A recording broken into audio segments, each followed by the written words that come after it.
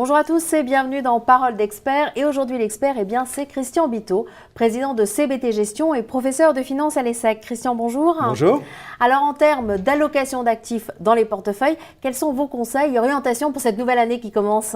Tout d'abord, et c'est peut-être le plus important, l'adéquation entre le portefeuille et le profil de risque souhaité par l'investisseur.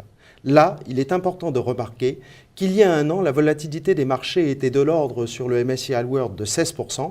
Aujourd'hui, elle est à peine à 10%. Il faut donc, si l'investisseur n'a pas modifié ses objectifs, que l'allocation d'actifs réponde à cette baisse de volatilité et donc que les actifs risqués augmentent à l'intérieur des portefeuilles compte tenu de cette baisse de la volatilité constatée.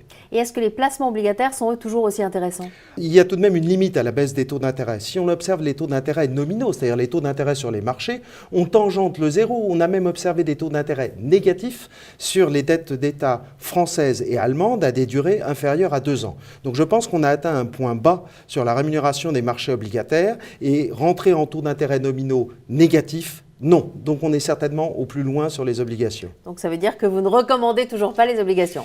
Non, même si on ne peut pas parler à très court terme de krach obligataire, en fait, qu'est-ce qui pourrait provoquer un krach obligataire et un retournement de cette situation? C'est soit la faillite d'un État important, soit le retour des anticipations inflationnistes.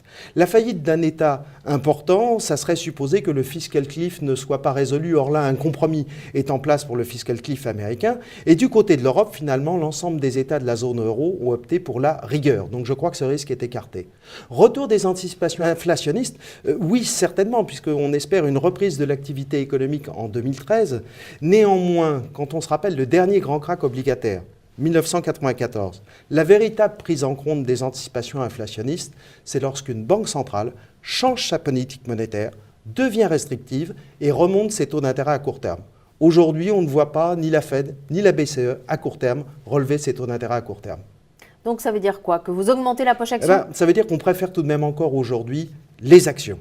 Mais alors sur quel marché les actions? Alors, tout d'abord l'Europe. Bien entendu l'Europe, puisque c'est un marché qui est très décoté, qui est très sous-évalué. C'est là où on trouve la meilleure valorisation. Et donc dans nos portefeuilles, nous recommandons 35 à 45% d'actions européennes dans la partie actions du portefeuille. Néanmoins, pas plus. Nous ne surpondérons pas l'Europe, puisque c'est là clairement la zone où la visibilité est la plus faible sur la croissance et sur les vecteurs de croissance à venir. Mais alors dans le choix des titres, vous allez me dire qu'il faut être sélectif? Eh bien non.